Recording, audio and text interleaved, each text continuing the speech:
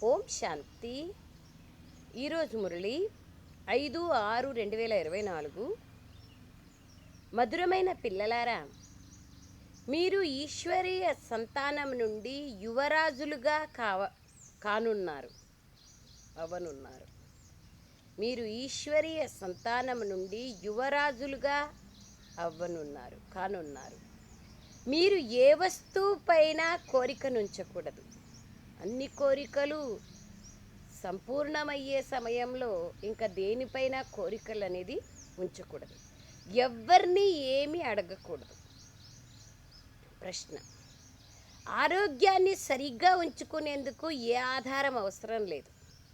జవాబు: కొంతమంది పిల్లలు వైభవాల ఆధారం పైన ఆరోగ్యం బాగుంటుందని భావిస్తారు. కానీ పిల్లలు, ఇక్కడ మీరు వైభవాల కోరికను ఉంచుకోకూడదు. వైభవాలతో ఆరోగ్యం బాగుపడదు అని బాబా అంటారు. ఆరోగ్యాన్ని బాగా ఉంచుకునేందుకు స్మృతి యాత్ర కావాలి. సంతోషం లాంటి మందు లేదు అని అంటారు. మీరు సంతోషంగా ఉండండి, నశాలో ఉండండి. యజ్ఞంలో దదీచి ఋషి వలె మీ ఎముకలను సైతం సమర్పణ చేయండి. అప్పుడు ఆరోగ్యం బాగుపడుతుంది. ఎన్ని అండర్లైన్ పాయింట్స్! ఆరోగ్యంగా ఉండాలని ఎన్నో న్యాచురోపతి, హోమియోపతి, అనేక పతీలు ఫాలో అప్ చేయాల్సిందే కొన్ని. కానీ దానిపైనే జీవితం అంతా, సమయం అంతా ఇవ్వకూడదు. బాబా ఏమంటున్నారు? వైభవాల ఆధారం పైన ఆరోగ్యం బాగుంటుంది అనుకోవద్దండి. ఆరోగ్యాన్ని బాగా ఉంచుకోవాలంటే స్మృతి యాత్రలో ఉండండి. అన్నింటికంటే ముందు సంతోషం ఉండాలి. స్మృతి యాత్ర ద్వారా సంతోషం కలుగుతుంది. నశాలో ఉండండి. అంతేకాదు, యజ్ఞంలో దదీచి ఋషిలాగా మీ ఎముకలను సైతం ఇచ్చేయండి. అప్పుడు మీ ఆరోగ్యం బాగుపడుతుంది.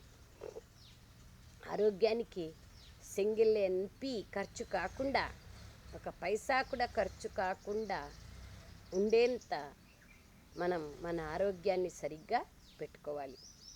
అది కూడా ఒక జ్ఞానమే. ఓం శాంతి. బాబాను చేయువాడు మరియు చేయించువాడు అని అంటారు. మీరు వారి సంతానం. మీకు ఈ సృష్టిలో ఉన్నతోన్నతమైన స్థానం ఉంది. ఈశ్వరీయ సంతానమైన మేము ఆ ఈశ్వరుని మతంపై ఇప్పుడు మళ్ళీ మా రాజ్యభాగ్యాన్ని స్థాపించుకుంటున్నాం అని పిల్లలైన మీకు నశ ఉండాలి. ఇది కూడా ఎవరి బుద్ధిలోనూ గుర్తుండదు. బాబా అన్ని సెంటర్లలోని పిల్లల గురించి చెప్తున్నారు. అనేక సెంటర్లు ఉన్నాయి. అనేక మంది పిల్లలు వస్తారు. తాము బాబా శ్రీమతం పైన మళ్ళీ విశ్వంలో సుఖశాంతుల రాజ్య స్థాపనం చేస్తున్నాము అని ప్రతి ఒక్కరి బుద్ధిలోనూ ఉంది. సుఖము మరియు శాంతి అన్న ఈ రెండు పదాలనే గుర్తుంచుకోవాలి. పిల్లలైన మీకు ఎంత జ్ఞానం లభించింది! మీ బుద్ధి ఎంత విశాలంగా ఉండాలి. బాబా నిన్న కూడా అన్నారు, నిర్భయులుగా కావాలి అంటే విశాలంగా ఉండాలి, బుద్ధి విశాలంగా ఉండాలి. దానికి ఏమర్థమో ఆలోచించండి. ఇప్పుడు కూడా బాబా చెప్తున్నారు, మీ బుద్ధి ఎంత విశాలంగా ఉండాలి. ఇందులో మందబుద్ధి నడవదు. స్వయాన్ని ఈశ్వరీయ సంతానంగా భావించినట్లయితే పాపాలు సమాప్తమైపోతాయి. రోజంతటిలో బాబా స్మృతే లేని వారు చాలామంది ఉంటారు. మీ బుద్ధి ఎందుకింత డల్ అయిపోతుంది అని బాబా అంటారు. సెంటర్లకు ఎటువంటి పిల్లలు వస్తారంటే అసలు వారి బుద్ధిలో శ్రీమతం పైన విశ్వంలో రాజ్యస్థాపన చేస్తున్నామనేది కూడా ఉండదు. లోపల ఆ నశ ఉండాలి. మురళి వినేటప్పుడు రోమాలు పులకరించిపోవాలి. కానీ ఇక్కడైతే పిల్లల ఉత్సాహం ఇంకా పడిపోయి ఉండడం బాబా గమనిస్తున్నారు. తాము శ్రీమతంపై బాబా స్మృతి ద్వారా వికర్మల్ని వినాశం చేసుకొని తమ రాజధానిని స్థాపన చేసుకుంటున్నామని తమ బుద్ధిలో లేని పిల్లలు ఎందరో ఉన్నారు. మా వికర్మలు వినాశం అవుతున్నాయి బాబా స్మృతితో, మేము చేసే 3 ప్రకారాల సేవతో స్వర్గరాజ్య స్థాపన జరుగుతూ ఉంది అనేది కూడా బుద్ధిలో లేని పిల్లలు ఎందరో ఉన్నారు. మీరు రావణ్ణిపై విజయాన్ని పొందే యోధులు, సైనికులు అని బాబా ప్రతిరోజు అర్థం చేయిస్తారు. బాబా మిమ్మల్ని మందిర యోగ్యులుగా తయారు చేస్తున్నారు. కానీ అంతటి నశ లేదా సంతోషం పిల్లలకు ఉండదు. ఏదైనా వస్తువు దొరక్కపోతే వెంటనే అలిగి కూర్చుంటారు. బాబాకు పిల్లల స్థితిని చూసి ఆశ్చర్యం కలుగుతుంది. మాయ సంకెళ్లలో చిక్కుకొని ఉన్నారు. మీ గౌరవం, మీ కార్యవ్యవహారం, మీ సంతోషం చాలా అద్భుతంగా ఉండాలి. ఎవరైతే మిత్ర సంబంధీకులను మర్చిపోరో వారెప్పుడూ తండ్రిని స్మృతి చేయలేరు. మరి వారు ఏ పదవిని పొందుతారు? ఆశ్చర్యం అనిపిస్తుంది. 24 గంటలు మిత్ర సంబంధీకులతోనే వార్తాలాపాలు, అనేక వ్యవహారాలు. ఆశ్చర్యం అనిపిస్తుంది బాబాకు కూడా. పిల్లలైన మీలో ఎంతో నశ ఉండాలి. స్వయాన్ని ఈశ్వరీయ సంతానంగా భావించినట్లయితే ఏదైనా అడగాలన్న చింత కూడా ఉండదు. బాబా మనకి ఎంతటి అపారమైన ఖజానా ఇస్తారంటే దాని ద్వారా 21 జన్మల వరకు ఏమీ అడగాల్సిన పనే లేదు. అంతటి నశ ఉండాలి. కానీ బుద్ధి పూర్తిగా డల్గా మందబుద్ధిగా ఉంది. పిల్లలైన మీ బుద్ధి 7 అడుగుల పొడవు ఉండాలి. మనుషుల పొడవు తక్కువలో తక్కువ 6-7 అడుగులు ఉంటుంది. బాబా పిల్లల్ని ఎంత ఉల్లాసంలోకి తీసుకొస్తారు. మీరు ఈశ్వరీయ సంతానం. ప్రపంచంలోని వారైతే ఏమీ అర్థం చేసుకోరు. కేవలం మేం పరమాత్మ ముందు కూర్చున్నామని భావించండి. తండ్రిని స్మృతి చేస్తూ ఉన్నట్లయితే వికర్మలు వినాశమైపోతాయని మీరు వారికి అర్థం చేయిస్తారు. పిల్లలు, మాయ మీకు చాలా పెద్ద శత్రువు.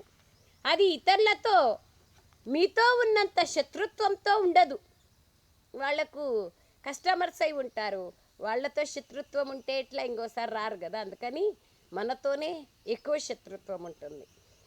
మారాలనుకున్నాం కదా. మనుషులకు దాన్ని గురించి తెలియదు. తుచ్చబుద్ధి కలవారిగా ఉన్నారు. వారిని అసురీ బుద్ధి అని అంటారు. మీరు పరమాత్మ సంతానమని బాబా రోజు పిల్లలైన మీతో అంటారు. మీరు బాబాను స్మృతి చేయండి మరియు ఇతరులను మీ సమానంగా తయారు చేస్తూ ఉండండి. భగవంతుడు సత్యమైన స్వామి కదా. కావున వారి పిల్లలైన మనం ఈశ్వరీయ సంతానమని మీరందరికీ అర్థం చేయించవచ్చు. పిల్లలైన మీరు నడుస్తూ తిరుగుతూ బుద్ధిలో ఇదే గుర్తుంచుకోవాలి. సేవలో దదీచి ఋషి వలె ఎముకలను సైతం ఇచ్చేయాలి. ఇక్కడ ఎముకలను ఇవ్వడం కాదు, ఇంకా అపారమైన సుఖ వైభవాలు కావాలంటారు. ఏమంటున్నారు బాబా? బాబా యజ్ఞం లేకొచ్చిన తర్వాత ఎముకను స్వాహా చేయాల. అలాంటిది ఇంకా సుఖ వైభవాలు కావాలంటారు. ఆరోగ్యం ఈ వస్తువులతో బాగుపడదు. ఆరోగ్యం కోసం కావలసినది స్మృతి యాత్ర. మీలో ఆ సంతోషం ఉండాలి. అరే, మనం కల్పకల్పము మాయతో ఓడిపోతూ వచ్చాం. ఇప్పుడిక మాయపైన విజయాన్ని పొందుతాం. బాబా వచ్చి విజయాన్ని ప్రాప్తింపచేస్తున్నారు. ఇప్పుడు భారతదేశంలో ఎంతటి దుఃఖం ఉంది. అపారమైన దుఃఖాన్ని ఇచ్చేవాళ్ళు రావణుడు. వారు విమానాలు, మోటార్లు, మెహల్స్ మొదలైన ఉండడమే స్వర్గమని భావిస్తారు. ఈ ప్రపంచమే సమాప్తం కానున్నదని వారు భావించరు. లక్షల కోట్లు ఖర్చు చేస్తారు. డ్యాములు మొదలైనవి నిర్మిస్తారు. యుద్ధ సామాగ్రి కోసం ఎంతో తీసుకుంటారు. వీరు ఒకరినొకరు చంపుకుంటూ ఉన్నారు. చూస్తున్నారు కదా, గాజా దేశం పైన ఇజ్రాయిల్ వేలాది లక్షలాది మంది ఆహుతి అయిపోతూ ఉన్నారు. అనాథలుగా ఉన్నారు. ఎన్ని కొట్లాటలు, యుద్ధాలు చేస్తారో చెప్పడానికే వీల్లేదు. ఎప్పుడొస్తుందో 3వ ప్రపంచ యుద్ధం అనేది అర్థం కాకుండా ఉంది. ఎంత చెత్త పేరుకపోయింది. దీన్ని నరకం అంటారు. స్వర్గానికైతే ఎంతో మహిమ ఉంది. బరోడా మహారాణిని మహారాజు ఏమయ్యారు అని అడగండి. తాను స్వర్గస్థుడైనాడు అని అంటుంది. స్వర్గమని దేన్నంటారో ఎవరికీ తెలియదు. రాణి కదా, రాజా ఇంతకు ముందుండింది స్వర్గంలోనే కదా, అంత సుఖాలు ఉంటాయి కదా. చనిపోతే మళ్ళీ స్వర్గస్థుడైనారంటారు. అంటే ఇప్పుడు ఎక్కడున్నట్లు? అందుకు బాబా రాజు ఎక్కడున్నాడు అని అడగండి అంటున్నారు. ఎంత ఘోర అంధకారంలో ఉన్నారు. మీరు కూడా ఘోర అంధకారంలో ఉండేవాళ్ళు, అంతే కదా. బాబా తెలియకపోతే దాన్నే అన్నీ సత్వచన మహారాజును తల ఉంచుతా ఒప్పుకునేవాళ్ళం. ఇప్పుడు మీకు నేను ఈశ్వరీయ బుద్ధిని ఇస్తాను. స్వయాన్ని ఈశ్వరీయ సంతానంగా, పరమాత్మ సంతానంగా భావించండి. యువరాజులుగా తయారు చేసేందుకు తండ్రి చదివిస్తున్నారు. గొర్రెలు ఏమర్థం చేసుకోగలవు? బాబా ఉదాహరణ చెప్తారు కదా, మనుషులందరూ మేకల గొర్రెల వలె ఉన్నారు, వారికి ఏమీ తెలియదు, ఏవేవో ఉదాహరణలు చెప్తూ ఉంటారు అని ఇప్పుడు మీరు అర్థం చేసుకున్నారు. బాబా అంటారు, మీ బుద్ధిలో సృష్టి ఆది మధ్యాంత రహస్యమంతా ఉంది. మేము విశ్వంలో సుఖశాంతులను స్థాపిస్తాం అని మీరు బాగా స్మృతి చేయండి. ఎవరైతే సహాయకులుగా అవుతారో వారే ఉన్నత పదవిని పొందుతారు. అండర్లైన్. ఎవరెవరు సహాయకులుగా అవుతారన్నది కూడా మీరే చూస్తారు. మేమేం చేస్తున్నాము, మేము మేకలు గొర్రెల వలె అయితే లేము కదా అని ప్రతి ఒక్కరూ తమ హృదయాన్ని తాము ప్రశ్నించుకోవాలి. మనుష్యుల్లో ఎంత అహంకారం ఉందో చూడండి. గుర్రుమంటూ ఉంటారు. మీకైతే బాబా స్మృతి ఉండాలి. సేవలో ఎముకలను సైతం ఇచ్చేయాలి. ఎవరిని అసంతుష్టపరచకూడదు, స్వయం అవ్వకూడదు, స్వయం కూడా అసంతుష్టం కాకూడదు, అహంకారం రాకూడదు. నేను ఇది చేస్తాను, నేను చాలా తెలివైన వాడిని అన్న ఆలోచన రావడం కూడా దేహాభిమానమే. వారి నడవడికే సిగ్గుపడేలా అయిపోతుంది. లేకపోతే నిజానికి మీ వంటి సుఖం ఇంకెవ్వరికీ ఉండదు. ఇది మీ బుద్ధిలో ఉన్నట్లయితే మీరు మెరుస్తూ ఉంటారు, ప్రకాశిస్తూ ఉంటారు. సెంటర్లో కొందరు మంచి మహారథులు ఉన్నారు, కొందరు గుర్రపు సవారీ ఉన్నారు, కొందరు గాల్బలం వాళ్ళు కూడా ఉన్నారు. ఇందులో చాలా విశాల బుద్ధి ఉండాలి. ఎటువంటి బ్రాహ్మణీలు ఉన్నారో చూడండి. కొందరు చాలా సహాయకులుగా ఉంటారు. సేవలో ఎంత సంతోషం ఉంటుంది. మీకెంతో నశ కలగాలి. సేవ లేకుండా ఏ పదవిని పొందలేరు. ఏ పదవిని పొందుతారు? తల్లిదండ్రులకు పిల్లలపైన గౌరవం ఉంటుంది. కానీ వారు స్వయం గౌరవాన్ని ఉంచుకోకపోతే మరి బాబా ఏం చేయగలరు? పిల్లలైన మీరు కొద్ది సమయంలోనే అందరికీ బాబా సందేశాన్ని ఇవ్వాలి. తండ్రి మన్మనాభవ అని అంటున్నారని చెప్పండి. గీతలో పిండిలో ఉప్పు ఉన్నంత మాత్రమే కొన్ని పదాలున్నాయి. ఈ విశాలమైన డ్రామా ఎంత పెద్దది! ఇది బుద్ధిలోకి రావాలి. ఇది ఎంత పెద్ద ప్రపంచం! ఇందులో ఎంతమంది మనుష్యులు ఉన్నారు! ఇవేవి మళ్ళీ ఉండవు. ఏ ఖండము యొక్క నామరూపాలు ఉండవు. మేము స్వర్గానికి అధిపతులుగా అవుతాం అని రాత్రింబవళ్ళు ఇదే సంతోషం ఉండాలి. జ్ఞానమైతే చాలా సహజం. అర్థం చేయించేవారు చాలా రమణీకంగా ఉండాలి. అనేక రకాలైన యుక్తులు ఉన్నాయి. నేను మిమ్మల్ని చాలా హుందాగా తయారు చేస్తాను. వారు డిప్లొమాట్ అని, అంబాసిడర్లని, రాయబార్లని అంటారు. కావున పిల్లల బుద్ధిలో స్మృతి ఉండాలి. అహో, అనంతమైన తండ్రి మాకు డైరెక్షన్ ఇస్తున్నారు అని భావించాలి. మీరు ధారణ చేసి ఇతరులకు కూడా బాబా పరిచయాన్ని ఇస్తారు. మీరు తప్ప మిగిలిన ప్రపంచమంతా నాస్తికులే. మీలో కూడా నంబర్ వారిగా ఉన్నారు. కొందరు నాస్తికులుగా కూడా ఉన్నారు కదా.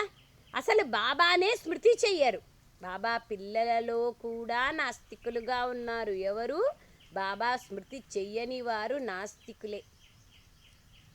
అండర్లైన్. అసలు బాబానే స్మృతి చెయ్యరు. బాబా మేము స్మృతిని మర్చిపోతున్నాము అని స్వయం అంటారు. మరి వారు నాస్తికులైనట్లే కదా.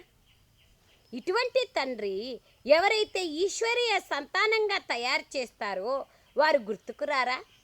ఇది అర్థం చేసుకోవడంలో కూడా చాలా విశాల బుద్ధి కావాలి. నేను ప్రతి 5000 సంవత్సరాల తర్వాత వస్తాను. మీ ద్వారానే ఈ కార్యాన్ని చేయిస్తాను. యోధులైన మీరు ఎంత బాగున్నారు, ఎంత బాగా యుద్ధం చేసేకి రెడీగా ఉన్నారు. వందే మాతరం అని మీదే గాయనం ఉంది.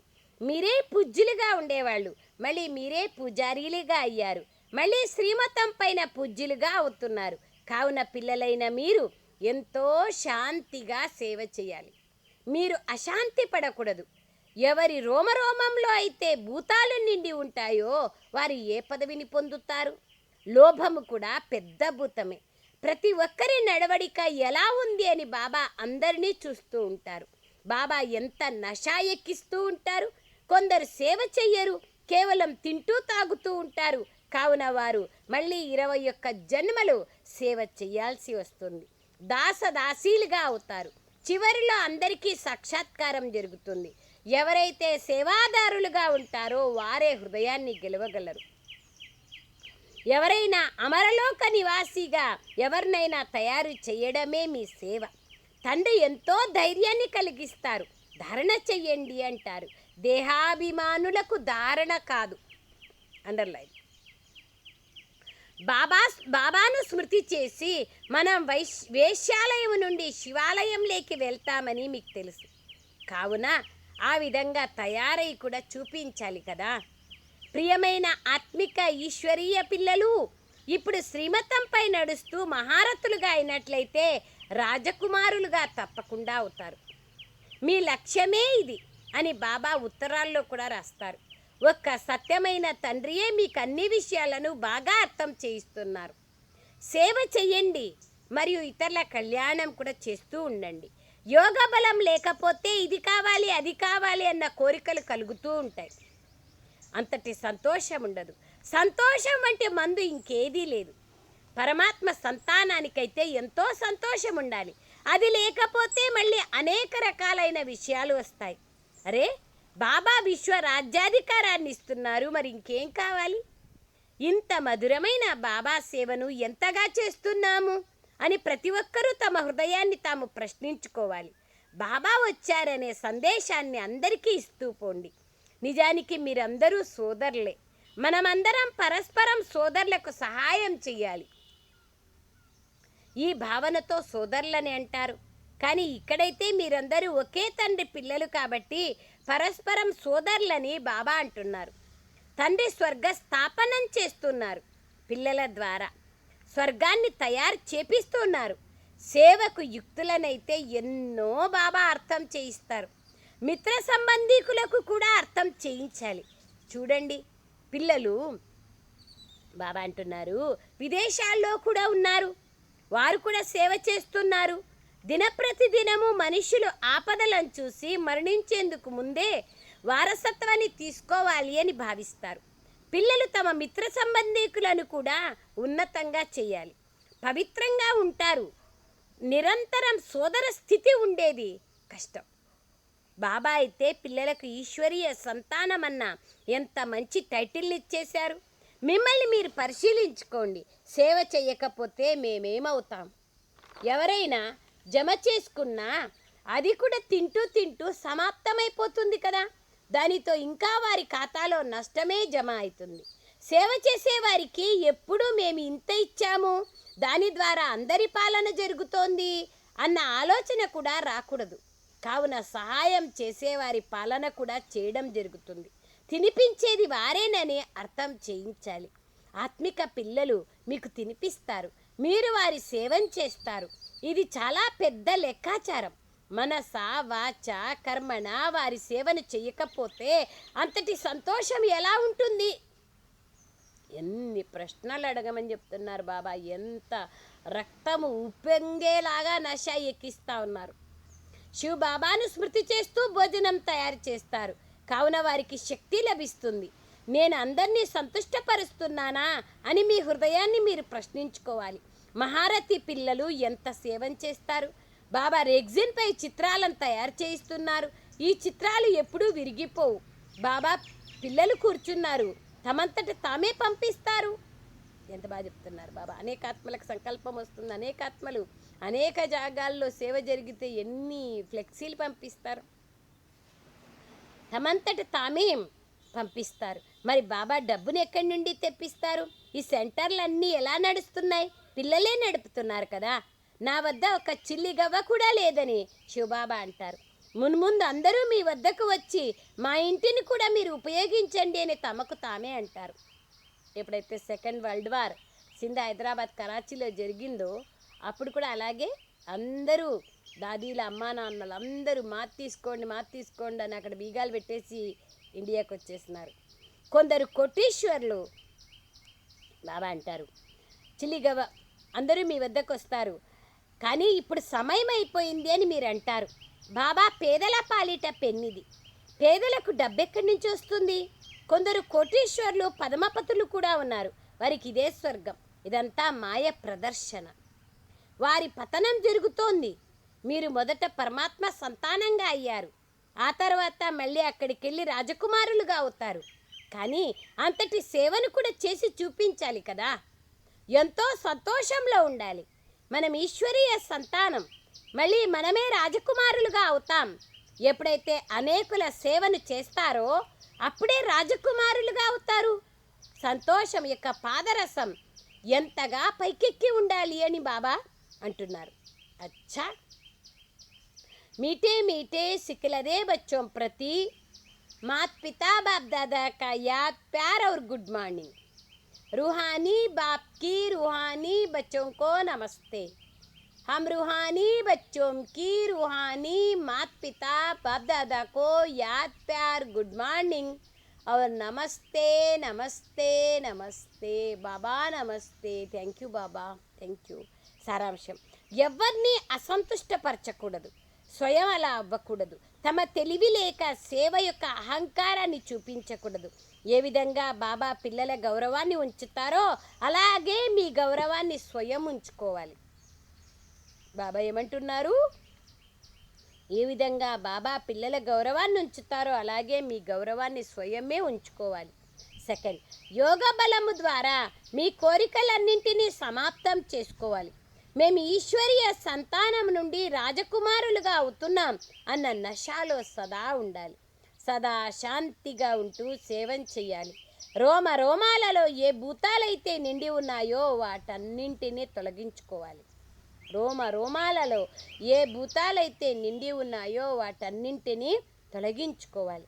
వరదానం, బ్రాహ్మణ జీవితంలో తండ్రి ద్వారా ప్రకాశ కిరీటాన్ని ప్రాప్తి చేసుకునే మహాన్ భాగ్యశాలి ఆత్మగా కండి. పవిత్రత ద్వారా ప్రకాశ కిరీటం ప్రాప్తిస్తుంది. అలాంటి వాళ్ళే మహాన్ భాగ్యశాలి ఆత్మలు. వివరణ, సంగమయుగ బ్రాహ్మణ జీవితం యొక్క విశేషతయే పవిత్రత. పవిత్రతకు గుర్తే ప్రకాశ కిరీటం. ఇది ప్రతి బ్రాహ్మణాత్మకు తండ్రి ద్వారా లభిస్తోంది. పవిత్రతతో కూడిన ఈ ప్రకాశ కిరీటం ఈ రత్నజరిత కిరీటం కన్నా చాలా శ్రేష్టమైనది. వజ్ర వైడూర్యాలతో పొందేటువంటి కిరీటం సత్యుగం బాధ్యతా కిరీటం కంటేనూ గొప్పది ప్రకాశ కిరీటం. మహాన్ ఆత్మలు, పరమాత్మ భాగ్యవాన్ ఆత్మలు, ఉన్నతోన్నత ఆత్మల గుర్తు ఈ ప్రకాశ కిరీటం. బాబ్దాదా పిల్లలైన ప్రతి ఒక్కరికి జన్మించటంతోనే పవిత్ర భవ అనే వరదానాన్ని ఇస్తారు.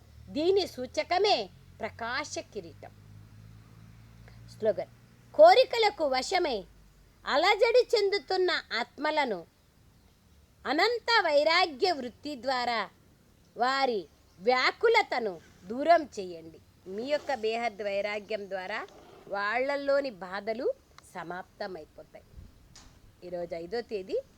ఏదైనా శ్రేష్ట కర్మ చేసినట్లయితే స్వయానికి కూడా దాని ప్రత్యక్ష ఫలంగా సంతోషము మరియు శక్తి అనుభవం అవుతుంది. సంతోషం కావాలి అంటే శ్రేష్ట కర్మ చేయాలి. అంతేకాక ఇతరులు కూడా ఇటువంటి శ్రేష్ట కర్మలు చేసే ఆత్మలను చూసి మేము కూడా ఇలా అవ్వగలం అంటూ పురుషార్థం యొక్క ఉల్లాస ఉత్సాహాలు లేకొస్తారు. కావున స్వయం కోసం ప్రత్యక్ష ఫలము లభిస్తుంది మరియు ఇతరుల యొక్క సేవ కూడా జరుగుతుంది. అచ్చా, ఓం శాంతి. Thank you Baba, thank you.